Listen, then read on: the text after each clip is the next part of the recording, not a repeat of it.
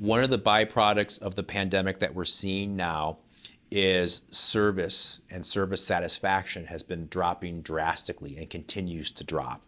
We've all heard about staffing issues and finding people, and retaining those people can be an issue. A lot of places are understaffed. There's supply chain issues. There's so many issues going on right now that service is really at a 15-year low. We can sit here and complain, oh boy, service is so bad. That's such a bummer for us as consumers. Or we can say, hey, here's an opportunity, right? If we focus on our experience right now, we can pull ahead of a lot of organizations and differentiates ourselves and help ourselves with retention and referrals and all those great things that come from it if we make it a focus right now. Welcome to the Fitness CEO Podcast, a show dedicated to helping fitness entrepreneurs launch and grow successful gyms. Here's your host, Bryce Henson.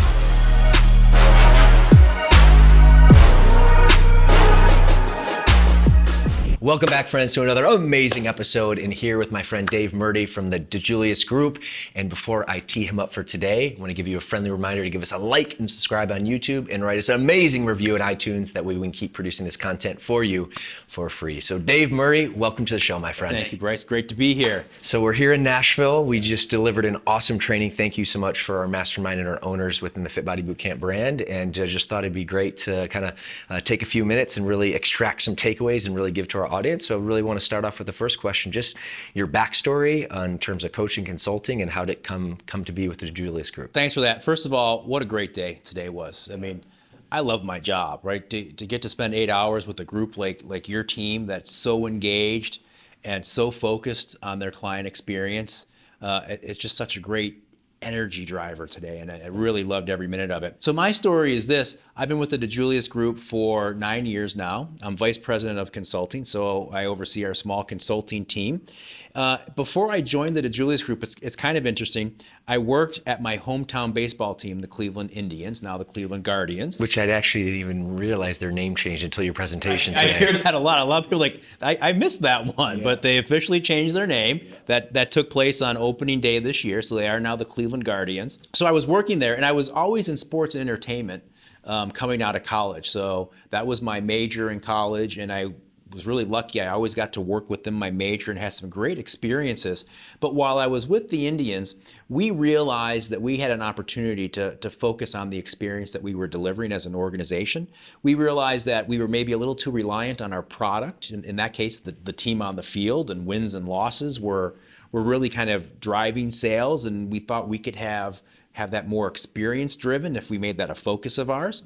But then we also realized that wasn't our wheelhouse at the time. We probably needed some help. So we did some research, and that research led us to the Dijulius Group. So we actually had John Dijulius come in and do some workshops with us. I got to be project lead on that project, which was an amazing experience. While we were creating those tools and implementing those tools within the Cleveland Indians organization, I realized how much I enjoyed the process.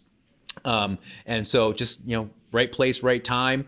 About a year or two into the process, I realized I was, maybe looking for something different, kind of growing my skill set. Just so happens that the Dijulius Group was growing and needed some people to come on board and help with their process. And that's why I wound up here. And so that was 9 years ago, and I haven't looked back since. I love what I do. Heck yeah, well, you do a great job. Like our team and our owners today were just on fire, so really appreciate that, and looking forward to extracting more info. So awesome.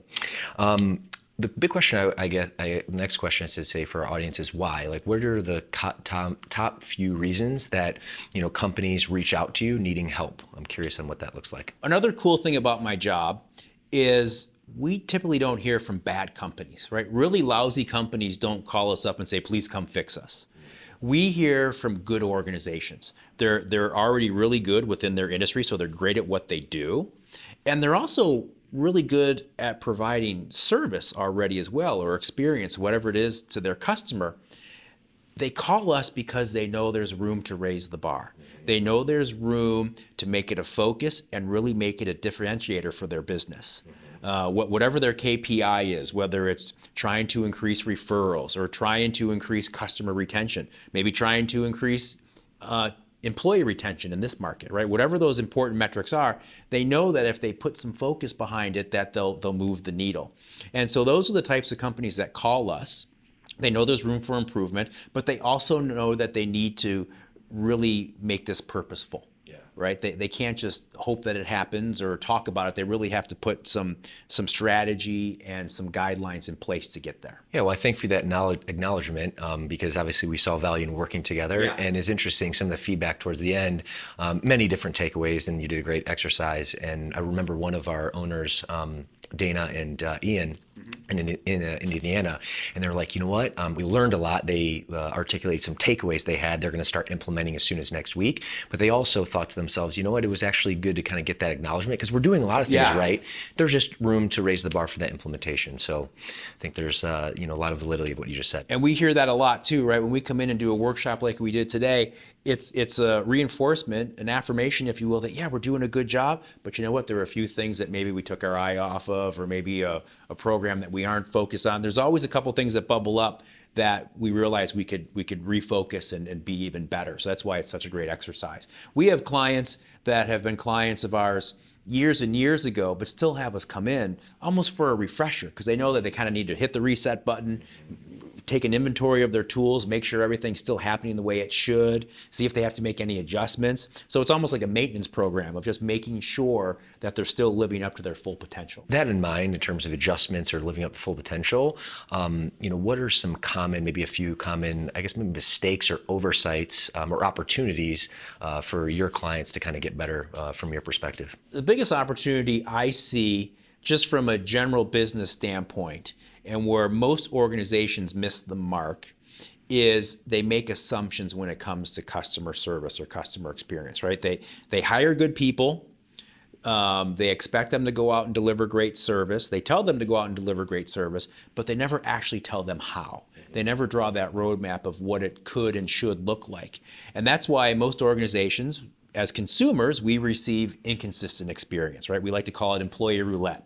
If I walk into a location on a Monday, I might have a great experience. I go to the same location on Tuesday, different staff, it might not be the same great experience. Employee roulette. Yes. Holy smokes. I mean, that is a great word picture. It all depends on who you get, right? So sometimes we'll be in a session and we'll ask a question. If I pull my phone out right now and call your front desk, based on the time of day and the day of the week, are you cringing on who answers that phone, or are you confident on who answers that phone, right? And so a lot of organizations want to have great service, but they don't take the time to create any systems behind it, to create any training behind it. A lot of organizations don't have customer service training at all. They make an assumption that people kind of bring that with them to the table, but they don't. Or maybe they're bringing lousy service based on where they worked last time. They're skeptical of their customers because that was the culture they came from, where they were assuming their customers were trying to get away with stuff. Whatever it was, right? That's what people bring with them when they come to a new job, right? So organizations really have to align and say, hey, here's what our way is, right? Here's the Fit Body Bootcamp way of providing service. Here's what we do. Yeah. We follow this, and this is how we get to the consistent experience that we want to deliver across all of our locations. Yeah, that's the vision. Now, this is kind of a bit of a loaded question. Sure. And I have some follow-up notes in terms of some of the specific strategies you taught on that I will dive deeper. But, high level, what would you say, your biggest, I guess, most valuable client engagement retention strategies that you typically teach? Maybe one or two very common but very valuable within your arsenal. I think the biggest thing is the opportunity to personalize and how easy that can be, but it can still be such a missed opportunity. So when we're trying to retain anyone, whether it's a client or whether it's a team member, personalize it to them. And it could be as simple as making sure that we're building rapport, we're using their name, we're learning things about them, we're actively listening and using that information back, we're rewarding them, again, whether it's a client or a team member. If there's ever an instance where they've earned a reward, an anniversary or something, we're giving them something that means something to them, not just a gift card, right? Not just a coffee gift card. It's something that I like, that I enjoy, you know that, and that's what you gave to me, right? So it's almost like gifts or conversation with purpose. And I think that's probably the biggest area of opportunity. It's not all that difficult. Does it take a little extra work? Sure. Yep. Do we have to make sure that our people are actively listening and focused and tracking that information and utilizing? Yes. But it's a habit that you can build across your organization. So do we have to make sure that our people are actively listening and focused and tracking that information and utilizing? Yes. But it's a habit that you can build across your organization. So my first answer to that is personalization, right? Making sure that you're looking for those opportunities, making people not feel like a number, make them feel like they're a valued customer, that they are, but sometimes organizations do a lousy job of expressing that. Totally. So that's my first one. And then the other thing I would say is just making sure that we have the systems in place for our team members to then go and execute. Right? We want to make it as easy as possible for our team members to then go out and do these things we're asking them to do. Yeah. So look for barriers that may be up, look for things that might be dragging them down, tasks that might be time suckers that are keeping them from doing these things.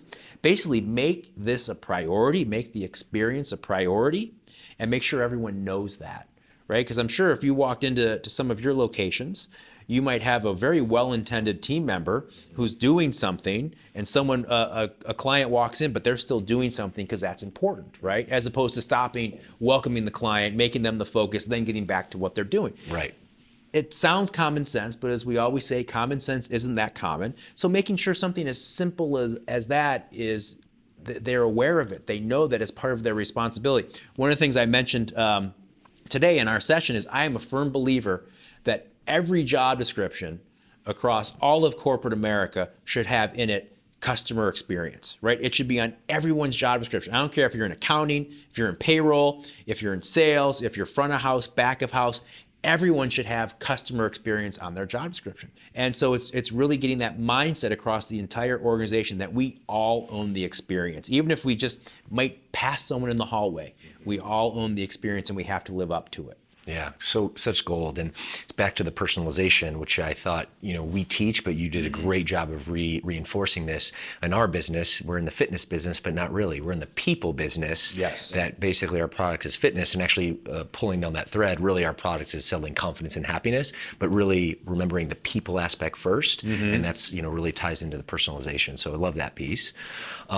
Kind of my next question, and this is a big takeaway, a big aha that I'm literally going to teach my HQ team as soon as I get back to California, and then also install this in the organization, was the difference in communicating between policy and guidelines. And it's words matter. And it was such a subtle difference, but I can tell you, like anecdotal experience, I've had some challenges and some adverse reactions when, some of my team members have just kind of talked about the policy. So I'm curious if you can kind of articulate a little bit your perspective on that kind of guidance. Yeah, so we look at policy as almost a bit of a dirty word when it comes to experience.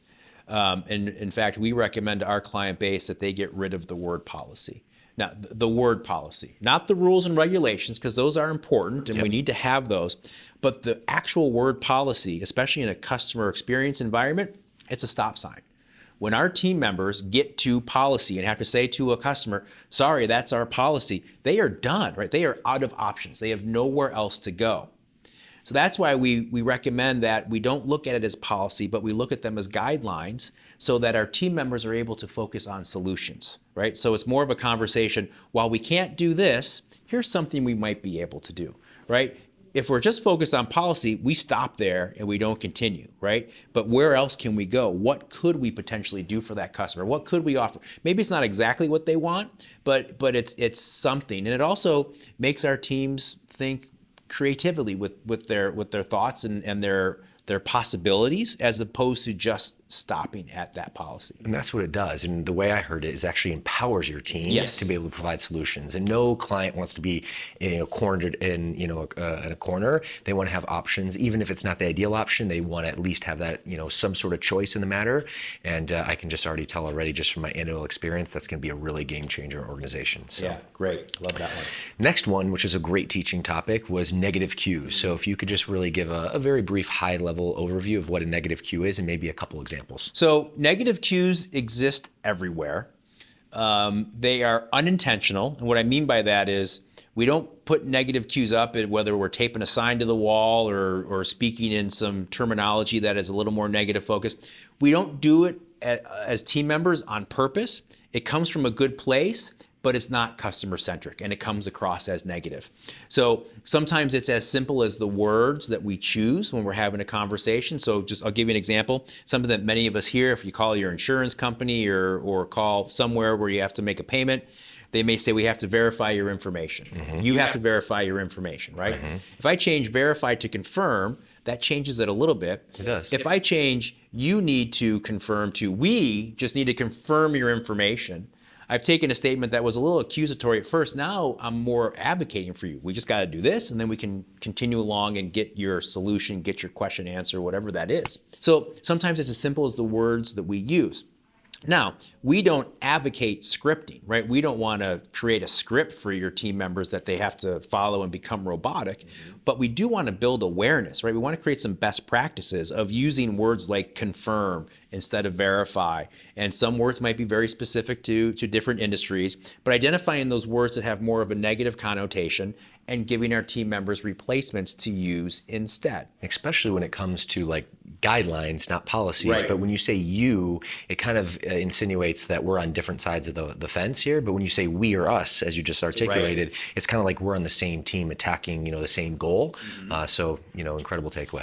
The other thing about negative cues, especially for organizations like yours that have retail locations where people are coming into our business, a lot of times things appear on the walls, like we might write out a sign and tape it up on the wall, or someone may put up a sign that they're trying to remind people of, and maybe it's not written as well as it could from a customer-centric standpoint. So going through the exercise of negative cues is such an important exercise, because what it forces us to do as business owners, as business leaders, is to take a look at our business from our customer's lens, not from our typical leader lens, because it's a different lens. It's a much different lens, especially if we're not customers of our business, right? Because typically leaders, owners, et cetera, aren't necessarily going through the business. Even if they are consumers of the product, they're still not going through the same way as a typical customer would, right? So it really forces you to look at that customer experience through that customer's lens.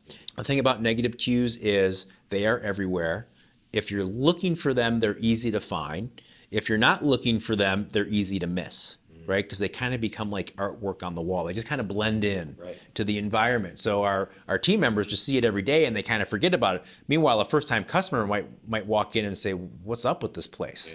Right? So it's a really important exercise to go through. Sometimes it could be as simple as sitting at a table and getting your team together and just talking through it.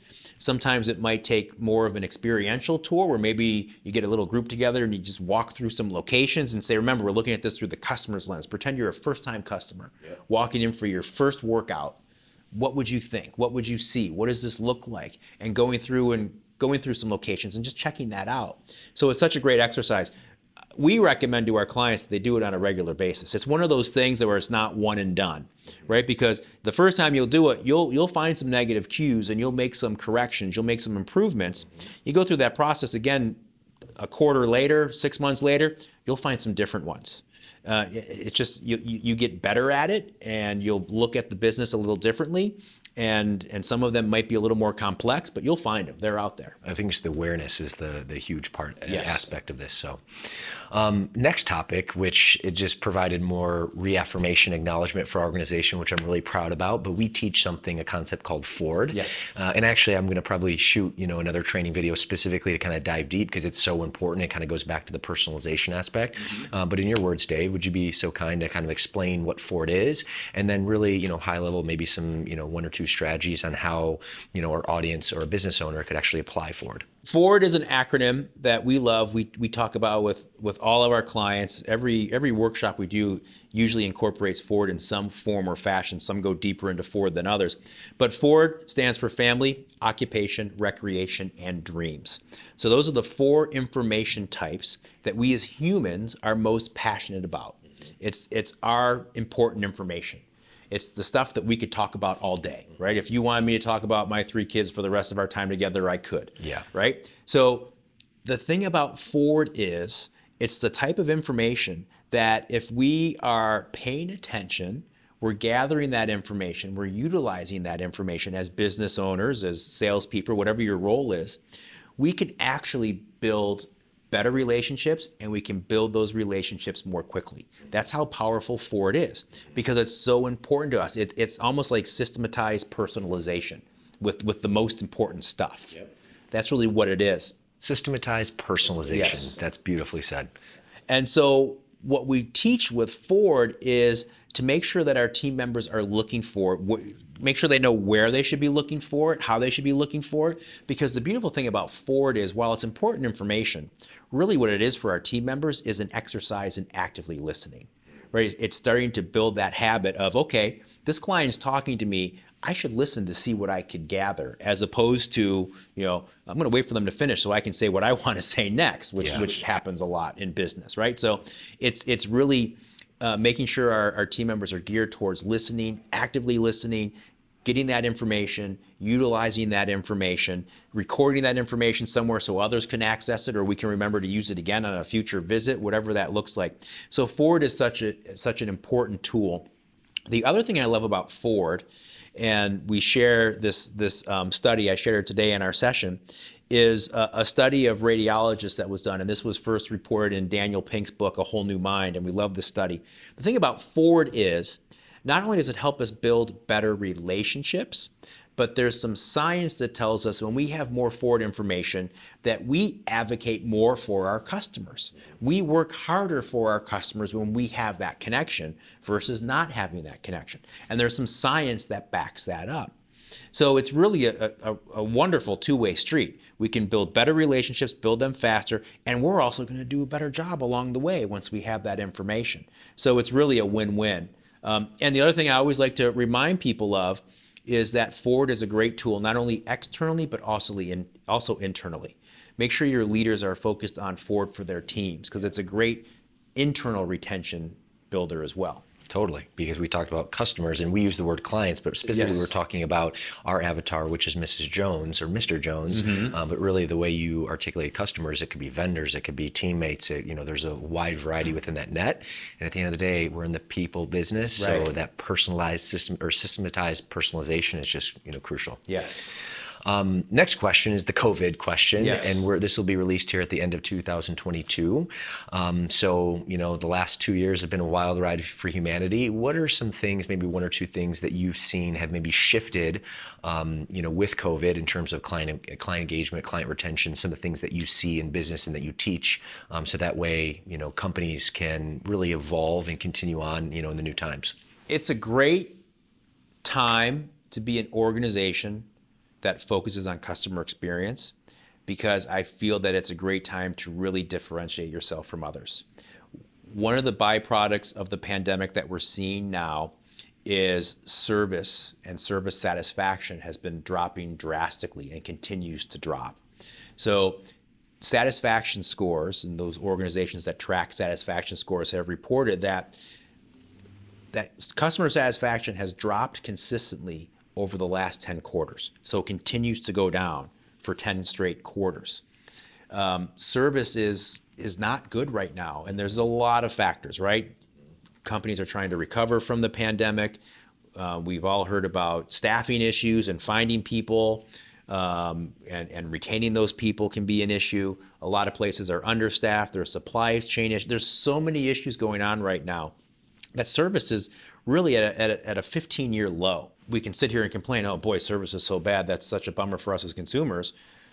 Or we can say, hey, here's an opportunity, right? If we focus on our experience right now, we can pull ahead of a lot of organizations and differentiates ourselves and help ourselves with retention and referrals and all those great things that come from it if we make it a focus right now. Yeah. So it's kind of like striking while the iron's hot. And sorry to interject, but it just kind of reminds me, like, every challenge is a seed of opportunity, and the challenge you went through, and to your point, is an opportunity actually to, set yourself apart from a client engagement, customer service perspective. To answer your original question, Bryce, the pandemic has really hurt service, and as we come out of the pandemic, hopefully we're coming out of the pandemic, it has really affected service for multiple reasons. But again, as long as you're focused on the experience, you really have an opportunity to set yourself apart, set your organization apart. There are some studies right now that consumer patience is also at an all-time low. Yeah. Right? That consumers don't have the tolerance anymore. If you drop the ball on me once, if I have a really negative experience with an organization once, I'm more likely to be out of there now than I would have been 2 years ago, 3 years ago. right? There's a statistic out there now that 80% of customers are willing to go to a competitor after one bad experience. Yeah, people are a little on edge. It's been very late. Well, depending on, I guess, your lens, but a traumatic experience. So yes, and they're having a lot of bad experiences, right? So they may walk into your establishment and have a lousy experience, but not a horrible experience, and say, that's it, I'm never coming back here again. But it may not just be, it may be the cumulative effect of all the other bad experiences they had that day, that week, that month, right? There's so many bad experiences right now. It's almost like it's building up, and it's almost like people are getting to that last straw, and whatever establishment they happen to be in when that last straw comes, they're out of there. All right, one last question before we shift into lightning round, and this is really good. I just always like to kind of pick your brain and get some, I guess, a case study. So from your perspective, you've been doing this for nearly a decade now in terms of coaching and consulting. Can you think of a memorable client that you worked with that really had a positive, outcome from really implementing some of the strategies you've taught? The first one that comes to mind is right here in Nashville. Since we're sitting in downtown Nashville, I'll share them. They're called Advanced Financial, and they're a really interesting business model. They are a payday lender, right? They are kind of a bank for clientele that normally doesn't go to a bank, can't go to a bank, doesn't have consistent pay, whatever it is. They came to us and wanted to create a customer experience, and they had a really noble cause. They said they wanted to deliver an experience to a clientele that aren't used to getting that level of experience, right? They want to show them what a great experience is, and that was kind of their motivating factor. They went through all of our methodology, did everything that we offer, and they've had amazing results. And one of the reasons I share them, but what makes me most proud of the work we've done with them, is they went from a culture, an internal culture, with where the owner once told me, his name is Mike Hodges, he told me once when he first bought the company, they were really small when he bought them, and he grew them into multiple locations. When he first bought the company, he was actually sitting outside the parking lot of one of his locations, sitting in his car, and he didn't want to go in because he knew it was just such a poor culture. Oh, wow. He didn't want his own business. Yeah, his own business. He didn't want to go in and interact. He just kind of wanted to turn around and leave. Yeah. But he went in. Today, their culture is amazing, right? It took some work, takes effort. Their culture is amazing. They have a culture now where their customers come in and say, you guys have so much fun. I want to work. How do I work here? Can I get an application? Right? They've really created a culture and an environment where people who walk in want to be a part of it and want to stay there and work. So to me, that's a great testimonial to make that change of having a culture that even the owner didn't want to go in, and now people who just happen to walk in for a transaction, I want to stay here. I want to work here. So that's one. Another one that comes to mind is Image First. They're a healthcare launderer. So they work with primarily hospital systems, and they wash everything, right? From the dock scrubs to the bed sheets, anything that needs to be laundered at a hospital system, they do, and they take and they deliver back. One thing they did, which I think is brilliant, is they stopped hiring delivery drivers, right? Part of their model is they have to deliver everything back to a hospital, but they said, we're not going to hire delivery drivers anymore. We're going to hire client advocates. Right? So they changed the title of the position, they changed the job description, then they actually started to hire a different person, right? They hired people that had more customer experience as opposed to just delivery driver. And words matter. So in the framing Yes. and the psychology definitely is impactful, I can see. Right. So they started there, and they made sure that people that were actually making these deliveries were doing more than just delivering. Just because you delivered for one of their competitors like Cintas or some other organization didn't mean you can get a job with us, right? You had to bring those other intangibles to the table. So that's where they started. And then they created some fantastic tools they implemented across their organization. And they're coast to coast. They're a pretty big operation. So they have multiple markets in the US. And they did a great job of rolling these out. And they were able to come back to us and talk about how they now lead their industry in customer retention. They now lead their industry in employee retention, and they lead their industry in customer satisfaction. And those are some pretty important KPIs. Totally. And it just took their focus. They've been working at it for a couple of years, but they do an amazing job. What's up, my friend? Bryce here. Now, you might know me as the co-host of this podcast and the CEO of F.O.R.D. But what many people don't know is that I actually began my journey as a F.O.R.D franchise owner. Now, being an owner, I wake up every day absolutely doing what I love. I live my passion. I help people transform their lives and have both financial and personal freedom. It's for these reasons and many more that other owners join the brand and open their own F.O.R.D locations too. So if you're looking to build a highly profitable business, take charge of your life, and create an impact in your very own community, then opening a F.O.R.D gym might be a perfect fit for you. Now, to see if a territory is available in your area, as we have very limited spots due to our incredible growth, go ahead and visit our website at fbbcfranchise.com to complete an application. Well, thanks, and back to the show. All right, my friend, this has been awesome. We still have a few minutes left for the lightning round, which is an opportunity for you to continue to share your guidance, if you're up for it. Absolutely. All right. So as a coach and consultant, really helping companies become more customer-centric, client-focused, increase engagement, obviously increase profitability. What would you say from your lens is most challenging parts of your role, and the flip side, the most fulfilling? Well, I can give you a short-term answer. These days, it's travel, right? Oh, yeah. Going to see clients. But no, in all honesty, the most challenging part is buy-in, right? Fighting for that brain share, that mind share, as they say, right? So we can get in a room like we were in today with your team, come up with some amazing content, but then we know that we have to keep moving the ball, right? A day like today is amazing, Yeah. but it's going to be less amazing if those notes just sit there and no one actions them out, right? Implementation. We need to get that out there. We need to get people getting those into usable formats, making sure that it's talked about, that it's consistent going forward. And that sometimes is the biggest hurdle. We like to say that the workshop's the easy part, right? Sitting there for 8 hours and coming up with these ideas, that's the easy part. Getting it out and making sure that our team members are focused on it and utilizing it, that's the hard part. And that takes planning. Implementation isn't easy, but it's very achievable. It just takes some planning, having a plan, and then following that plan. Yeah. So that's probably the biggest challenge, is taking those great ideas, those great tools that we came up with, and making sure they get out into a usable format and that they're talked about consistently. So that's probably the most challenging part. The best part about my job is, one of the cool things is I get to go in and out of so many great organizational cultures, right? As I mentioned to your group this morning, bad companies don't hire us. I mentioned it here too. Like, we get hired by really good organizations that know they can move the needle. And because of that, I get to go and work with great organizations, great people that care, people that are engaged. And I get to go in and kind of dabble with a company's culture for a couple of days and really learn them and be a part of them, and then go somewhere else and go to a different culture. So for me, that's great. It keeps it fresh.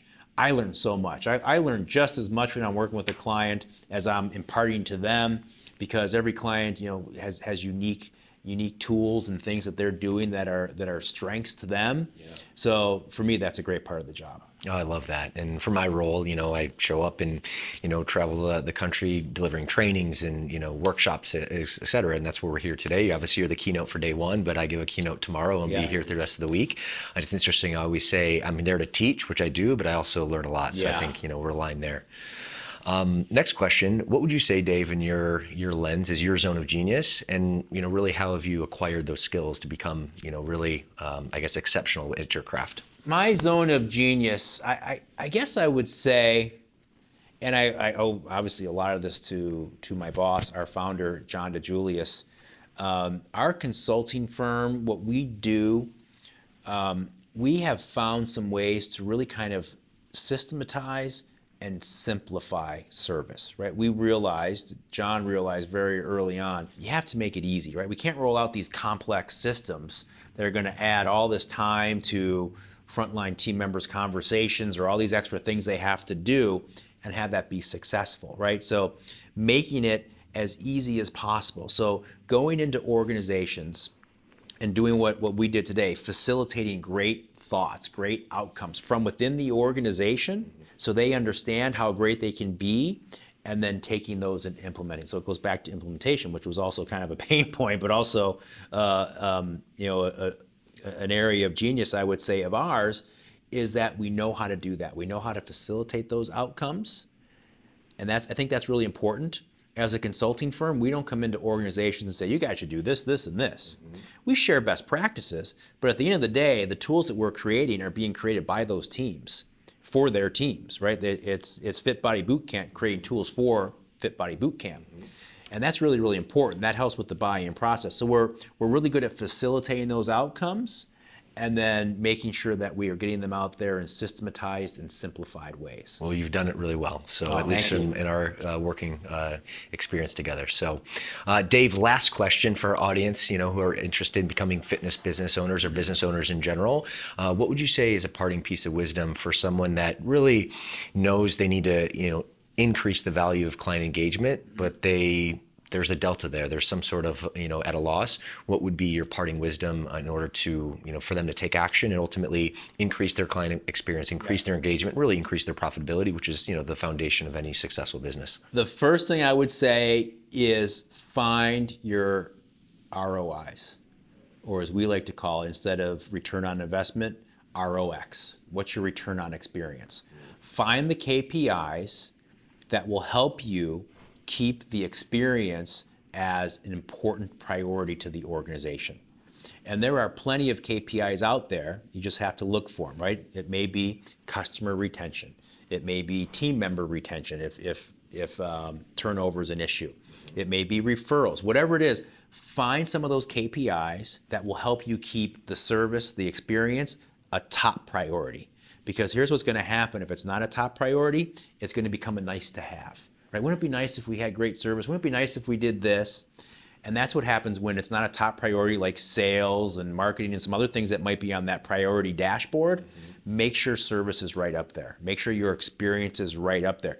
It drives a lot of KPIs, but for some reason it doesn't make it onto a lot of dashboards. Totally. Right? So get it on your dashboard, make sure you're talking about it, and make sure it's a priority. And what I mean by make sure it's a priority, make sure that your team members know that they have the time for it, right? Make sure they know it's part of their job. Again, it's not a nice to have. Oh, if I have time on Friday before I leave, I'll do a couple of these things. No, it's part of your position. It's part of your role. If you're a leader, you have to be coaching your team. You have to be having sit downs with them and giving them shout outs, whatever it is. Make sure that that is a priority as part of their day-to-day operation, not just a nice to have. Absolutely gold. Well, Dave, this has been awesome. Before we shoot, I want to give the opportunity for our audience to connect with you. Do you have a website or social media handle that they can basically learn more about you or Dijulius Group? Absolutely. We are at thedijuliusgroup.com. So all of our information is there if you want to learn more about John, myself, anyone in our organization. All of our information is there. You can connect with us there too by email or social media. It's all right there. So thedijuliusgroup.com. Awesome. Well, thank you so much to our audience. Dave, before we shoot, just want to thank you. Today was awesome. It was really excited, or at least very rewarding working with you. Basically, our preparation and then today's event was incredible. We had some logistical issues. I mean, you just roll with the punches, true professional, and I really appreciate that. And you've added a lot of value today to our team and now to our audience today. So thanks so much for being on the show. Hey, thanks for having me. It was great. Totally. Enjoyed it. Well, friends, I know you got a ton of value as you always do. And assuming that you did, give us a like and subscribe on YouTube and write us an awesome review on iTunes. Oh, and also drop your biggest takeaway in the comments, and that way we can continue to engage and add value. So again, that's all for today, and we'll see you in the next episode.